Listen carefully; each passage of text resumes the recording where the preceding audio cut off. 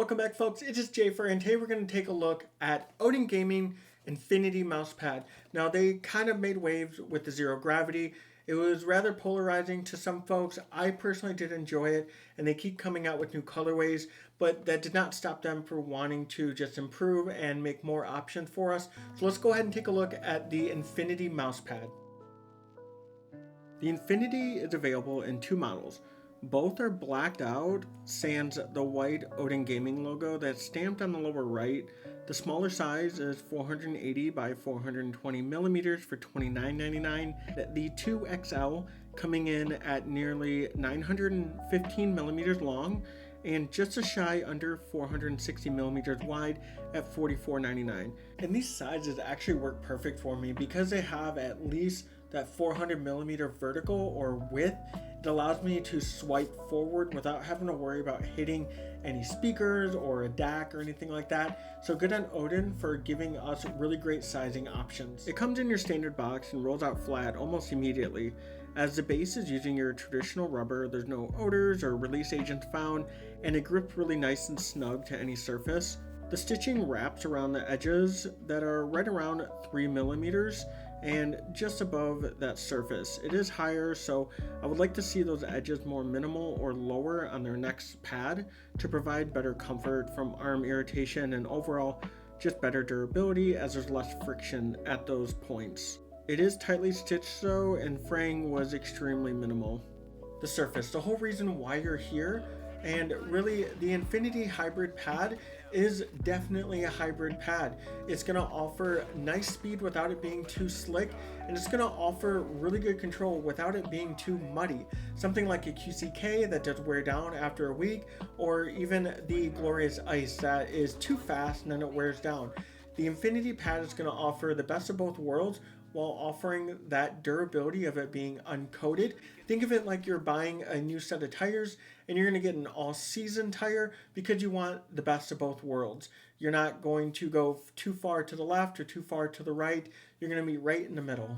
The durability factor comes into play as this is uncoated. Nothing too quickly to wear down in your most used spots. That's going to eventually create those inconsistencies, so you don't have to worry about that with the Infinity Pad. There is equal footing in both the X and Y with very little static friction, allowing those micro adjustments to happen at ease no matter what grip or how much pressure you're applying onto your mouse. I found it to be really controlling, and I loved it because it didn't feel like I was fighting with the pad at all. I did have to make in-game adjustments as this was faster than what I'm used to using. That's not a bad thing though, as it's all preference and you have to experiment to find your fitting.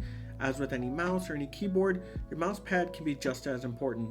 Luckily, this has some great plush to it, more so than other rubber-based pads that I've experienced, so this allows me to use my thumb to add a little bit more stopping power when I'm applying pressure to the mouse. Among other hybrid pads that I have, this is definitely a direct competitor to the Artisan Heian, which I'm not a big fan of, and that's more or less due to the texture. I think it is a great pad as far as performance goes, but its rough surface is something that was really difficult for me to overcome. And the same can be said for the Infinity.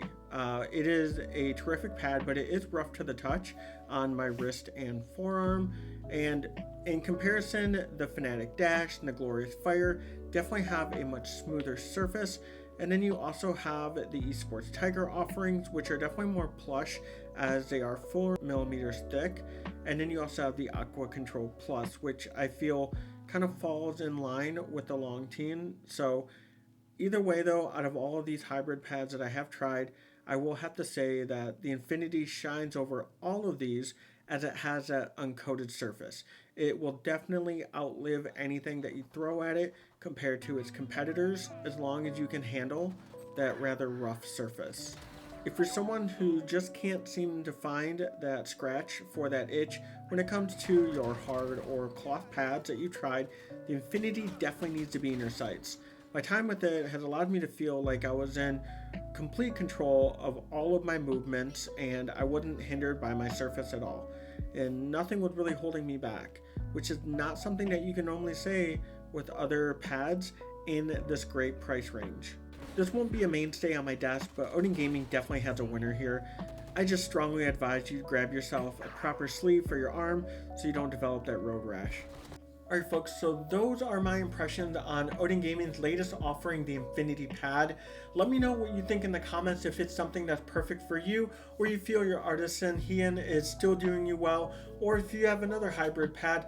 Let me know what you're using, because I do feel that this is a great pad if you can get over that rough texture, as I do need to be comfortable while I'm still gaming, and it just doesn't offer that for me, so it won't be a mainstay as I said, but it is still something that I do recommend you definitely take a look at, especially at that really great price point starting at $29.99.